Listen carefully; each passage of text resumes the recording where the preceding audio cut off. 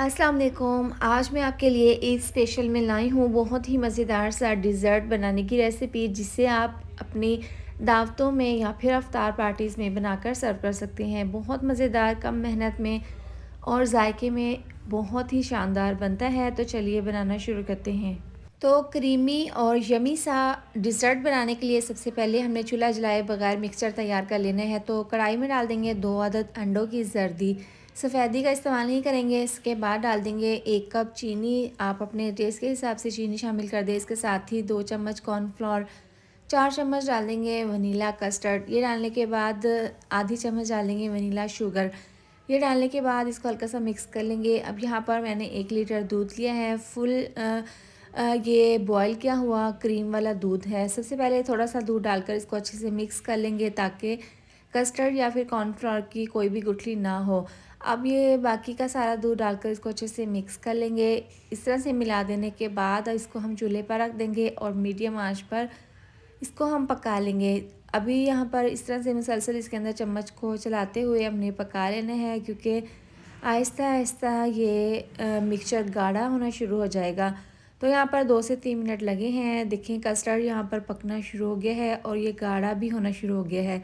तो यहाँ पर कस्टर्ड में मुसलसल चम्मच को चलाते हुए इसको पका लेना है तकरीबन 3 से 4 मिनट के लिए, ताकि इसका कच्चापन दूर हो जाए।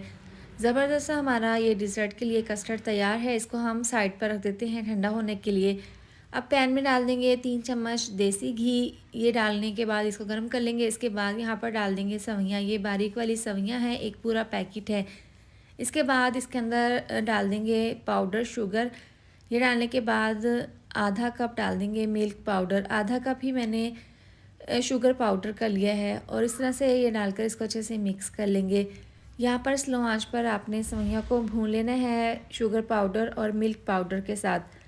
इस तरह से डालने के बाद इसको मिक्स करते हुए भून लेंगे। और अगर आप तेज़ आंच पर करेंगे तो सवैयाँ जल्दी डार्क हो जाएंगी और इनके ऊपर अच्छा सा कलर नहीं आएगा। ज़बरदस्ती हमारी सवैयाँ तैयार हैं, इनको हमने भून लिया है, इस साइड पर रख देंगे। इनको आगे जाकर इस्तेमाल करेंगे। अब यहाँ पर कस्टर्ड थोड़ा सा थिक हो गया था, तो यहाँ पर इसको हमने स्मूथ करना है। तो इलेक्ट्रिक बीटर के साथ कस्टर्ड को हल्का सा स्मूथ कर लेंगे। इसके बाद जो साइडों पर कस्टर्ड लगा हुआ है उसको भी उतार लेंगे और दोबारा से इसको बीट कर लेंगे। अब यहाँ पर एक टेट्रा पैक की क्रीम मैंने पूरा डब्बा लिया है, फ्रेश क्रीम है। ये इस तरह से पूरा डब्बा डाल देंगे और इसको दोबारा से बीट कर लेंगे। बहुत ही यमी सा और क्रीमी सा ये डिज़र्ट बनेगा। आप ईद पर या फिर अफ्तार पार्टी में इस रेसिपी को ज़रूर ट्राई करें।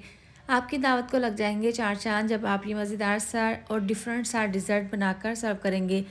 तो ज़बरदस्त सा स्मूथ सा हमारा ये कस्टर्ड तैयार हो गया है। इसके बाद यहाँ पर मैंने ओवल शेप में एक सर्विंग डिश ली है। सबसे पहले यहाँ पर रोस्ट की हुई सवैयाँ इसके अंदर डाल देंगे, इसकी एक लेयर लगा देंगे। इस तरह से डालने के बाद ग्लास से इसको हल्का सा प्रेस करके इसको अच्छे से सेट कर देंगे।